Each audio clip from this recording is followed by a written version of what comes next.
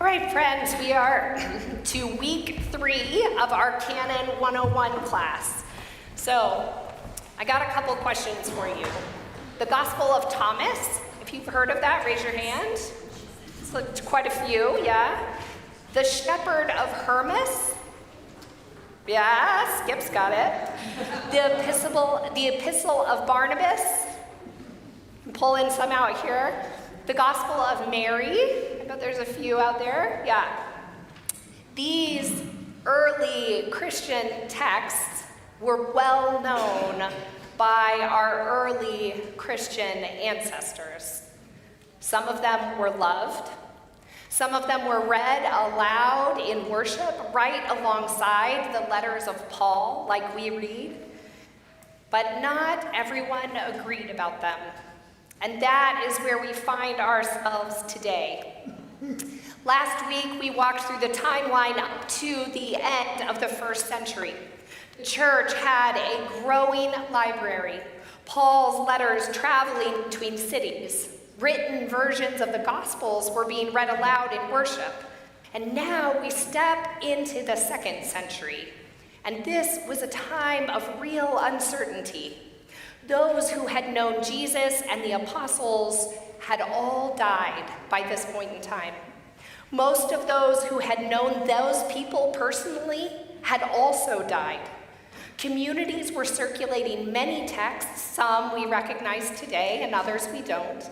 And not every church was using the same ones. A church in Rome might be reading one collection, while a church in Antioch was reading a slightly different one. And a church in Alexandria was reading something different still. That was normal. It wasn't scandalous at the time. The early church lived inside that set of variety for generations.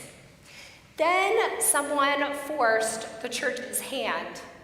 Around the year 140 CE, a teacher named Marcion proposed his own canon.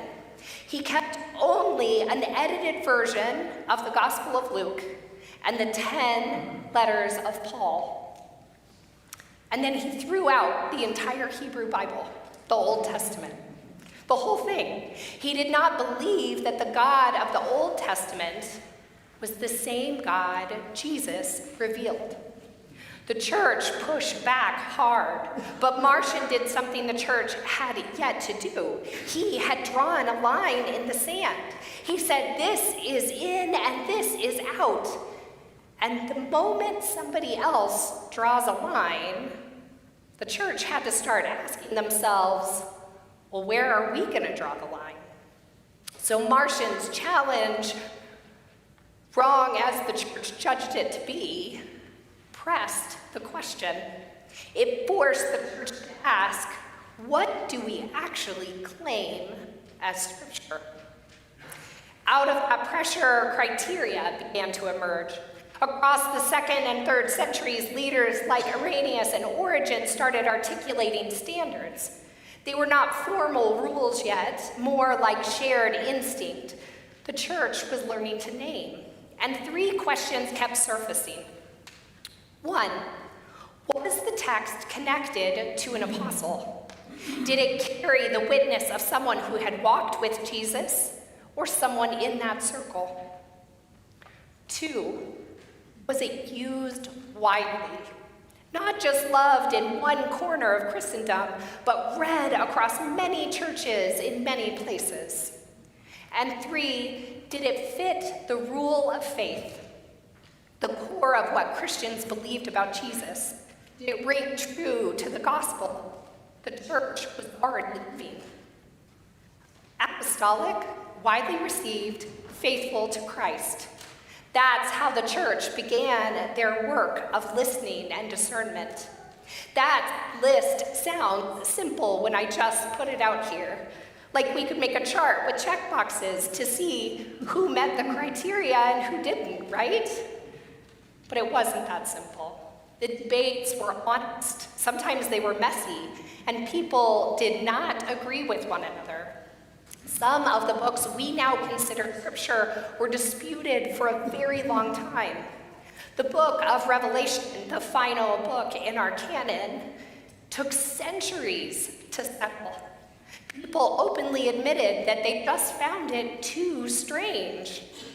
The book of James was questioned, 2 Peter and Jude. And here, friends, I want you to sit with for a moment. We're going to read from the book of Hebrews this morning. Sometimes people don't know where to find it because it's in the New Testament, not the Old, even though it's named Hebrews.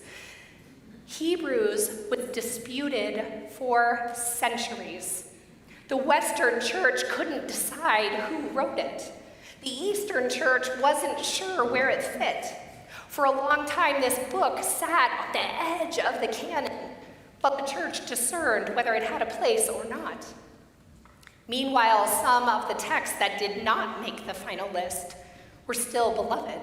Those ones I named at the beginning. The Shepherd of Hermas was so widely read that some early manuscripts bound it into the New Testament. The Epistle of Barnabas was treated as scripture in some communities for more than 100 years. The church was doing hard, faithful work, and it wasn't simple, and it didn't go fast. The canon that we hold did not come to us through certainty.